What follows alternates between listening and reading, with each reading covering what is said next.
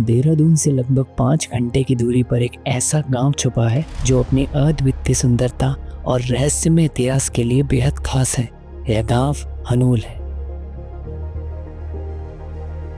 महेंद्रगढ़ से 10 किलोमीटर दूर स्थित हनोल सिर्फ अपनी नैतिक और सांस्कृतिक धरोहर के लिए ही नहीं बल्कि यहाँ के 4 भाई महासो जी के लिए भी प्रसिद्ध हैं, जिन्हें न्याय का देवता कहा जाता है। एज अ टूरिस्ट हनोल के बारे में काफी कम लोग जानते हैं और बहुत सारी चीजें यहाँ पे कर देते हैं मिस। इस बार हम हनोल की दिवाली और वहाँ के अनोखे ट्रेडिशन को भी देखेंगे और साथ में देखेंगे उन कंचों को जिनसे भीम खेला करते थे। तो चलिए हम सब मिलकर इस अनोखी और अद्भुत जर्नी का हिस्सा बनते हैं और जानते हैं कि क्यों है हनोल स्पेशल। देहरादून से हनोल तक की दूरी करीब 150 किलोमीटर है। चक्राता से हनोल तक का सफर बेहद ही सुंदर है। बट सबसे पहले आपको रूट बताते हैं।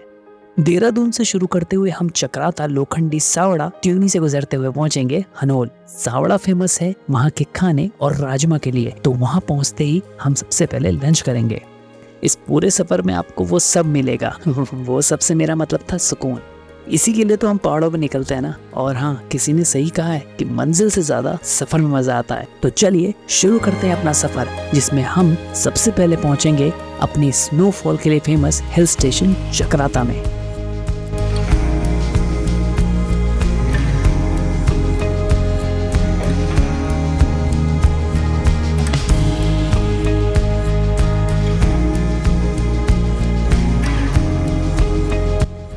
चक्राता देहरादून के छिपे हुए रत्नों में से एक है, जो पहाड़ों के बीच अपनी सुंदरता और शांति के लिए मशहूर है। यह जगह उन यात्रियों के लिए एक स्वर्ग से कम नहीं है जो प्राकृतिक सौंदर्य और मन को शांति देने वाली जगहों की तलाश में रहते हैं। चारों ओर हरे भरे देवदार के पेड़ और दूर तक फैली पहाड़ों की चोटियां आपकी आंखों में किसी चित्रकला का रंग भर देती है।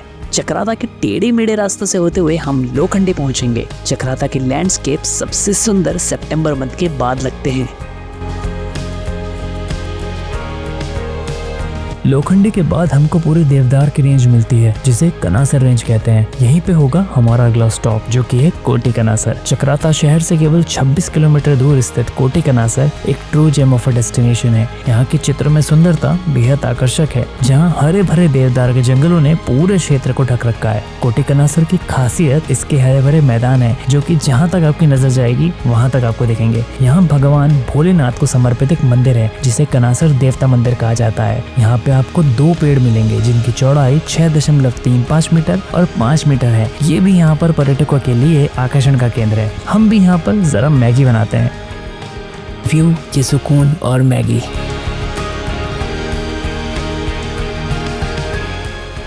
चलो अब यहाँ से निकलते हैं, क्योंकि अब हमें पहुँचना है सावड़ा में, जहाँ पर अपन करेंगे लंच। सावड़ा फेमस है अपने फूड के लिए। एक पहाड़ की चोटी पे बसा ये गांव अपने खाने की वजह से पर्यटकों को यहाँ पर रुकने के लिए मजबूर करता है। चौहान जी का ढाबा आपको अपने सादे खाने से खुश जरूर करेगा। 130 रुपए की थाली में भरपेट खाकर हम चल दिए त्यूनी की तरफ को। अभी सावड़ा एक विलेज है, वहाँ पे हमने अपना लंच फिनिश किया और अब हम निकल चुके हैं त्यूनी की तरफ को। तो त्यूनी अभी यहाँ से अप्रोक्स 37 किलोमीटर है और त्यूनी से आगे जो हनोल मंदिर है वो आई गेस 15 किलोमीटर है वहाँ से। तो अप्रोक्स देखा जाए तो हनोल मंदिर हमारे लिए अभी 50 किलोमीटर दूर है। तो ट्रैवल है अभी, पर हमारे पास टाइम है इनफ, हम वहाँ पहुँच जाएंगे। टोंस नदी के किनारे बसे त्यूनी गांव की सीमाएं चक्राता, हिमाचल और उत्तरकाशी से मिलती है। ये कस्बा जौनसार बावर की जनजातीय पट्टी का सबसे बड़ा कस्बा है। देहरादून से लगभग 170 किलोमीटर दूर स्थित त्यूनी महासू देवता जी के हनोल मंदिर से लगभग 16 किलोमीटर दूर है। त्यूनी का प्राचीन नाम गुटिया घाटल भी है। आप चाहें तो त्यूनी में भी स्टे कर सकते हैं। टोंस नदी के पास से सुबह का व्यू दर्शनीय है। यहाँ रूम आपको 1500 में मिल जाएंगे। त्यूनी से हम सीधे जाएंगे महेंद्रगढ़ की तरफ, वहीं से हम जाएंगे सीधे हनोल। महेंद्रगढ़ में बासिक महाराज जी का मंदिर है, जो कि बोटा महासू जी के भाई हैं। महासू देवता 4 भाइयों का सामूहिक नाम है। इनके नाम है बासिक महासू, पवासिक महासू, बोटा महासू और चालदा महासू। फिलहाल हम हनोल मंदिर के सबसे पहले द्वार पे आ चुके हैं। लेफ्ट मुड़ते ही सीधे ये रास्ता आपको मंदिर के प्रांगण में ले जाएगा।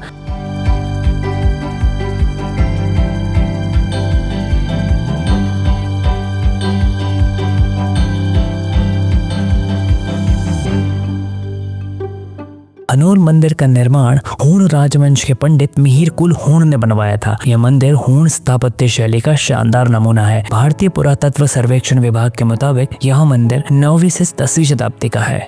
मंदिर के गर्भगृह में भक्तों का जाना मना है। मंदिर में हमेशा एक अखंड ज्योति जलती रहती है। मंदिर के गर्भगृह में पानी की एक धारा भी निकलती है, लेकिन ये कहाँ से निकलती है और कहाँ जाती है ये अभी तक अज्ञात है। मंदिर के प्रवेश द्वार से लेकर गर्भगृह तक 4 दरवाजे हैं। मंदिर के प्रवेश द्वार की छत पर नवग्रहों की कलाकृति बनी है। पौराणिक कथा के अनुसार किरमिक नामक राक्षस के आतंक से छुटकारा दिलाने के लिए हूण भट्ट नामक ब्राह्मण ने भगवान शिव और शक्ति से प्रार्थना की और पवित्र अनुष्ठान किए। भगवान शिव और शक्ति के प्रसन्न होने पर महेंद्र थनोल में 4 भाई महासू जी की उत्पत्ति हुई और साथ में उत्पत्ति हुई उनके बिरस कोलू और शेड़कुलिया जी की। हूणा भट्ट के निर्देश दिया गया कि वह ठोस चांदी के हल और शुद्ध सोने के जूते पहनकर अपने खेतों को जोते। हूणा भट्ट ने खेतों को जोता और तब महासू भाई प्रकट हुए। 7वें फेरे में उनकी स्वर्गीय माता देवलाड़ी प्रकट हुई। एक विशाल सेना खेत से उभरी और हूणा भट्ट ने निर्दोषों का पालन किया। महासू भाइयों ने अंततः दानव सेना को पराजित किया। इसके बाद 4 भाई महासू जी ने उनके बीच क्षेत्रों का विभाजन किया। मोटा महासू को चलने में असमर्थता के कारण हनोल मिला। भासिक महासू को बावर मिला, जहां उन्होंने महेंद्र को अपना मुख्य स्थान चुना। प्रवासी महासू को 3 बेल्ट पिंगल, मासमोर, कोडिकाड़ मिले, जबकि चालदा महासू को कोई भूमि नहीं मिली, इसलिए उन्हें चालदा राज मिला। चालदा महासू 12 वर्ष उत्तराखंड में और 12 वर्ष हिमाचल में रहते हैं।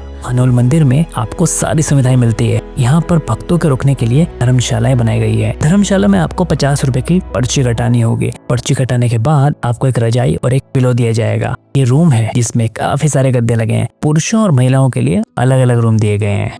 हर दिन रात्रि में भक्तों के लिए भंडारे का आयोजन भी किया जाता है। दोस्तों, इस बार हमें अवसर मिला है हनोल की दिवाली में सम्मिलित होने का। दोस्तों, हनोल में दिवाली काफी अलग तरह से बनाई जाती है। आसपास के जितने भी गांव वाले हैं वे हाथों में मशाल लिए रात्रि 2 बजे मंदिर परिसर में पहुंचते हैं। मंदिर में भगवान को अग्नि दिखाकर मंदिर प्रांगण में आतिशबाजी की जाती है। फिर सारे गाँव वाले इकट्ठे होकर खूब सारी लकड़ियों को जलाते हैं और लोकल गीत गाए जाते हैं और फिर उसी पे पारंपरिक जौनसारी नृत्य किया जाता है। ढोल दमाव के धुन से पूरा माहौल आनंदमय हो जाता है। ये पूरी रात भर चलता है। दिवाली में हनोल मंदिर की सुंदरता को शब्दों में बयान नहीं किया जा सकता। सुबह नहा धोकर हम एक बार फिर मंदिर में दर्शन करने गए और उसके बाद हमने कोशिश की भीम जी के कंचे को उठाने की। माना जाता है कि इनसे भीम कंचे खेला करते थे। इन गोलों की ये भी मान्यता है कि जो अपनी शक्ति के घमंड में से उठाने की कोशिश करता है वह इसको कभी उठा नहीं पाता। हमसे एक ही उठा। तो गाइस, ये है हनोल मंदिर और उससे जुड़ी सारी कथाएं और मान्यताएं।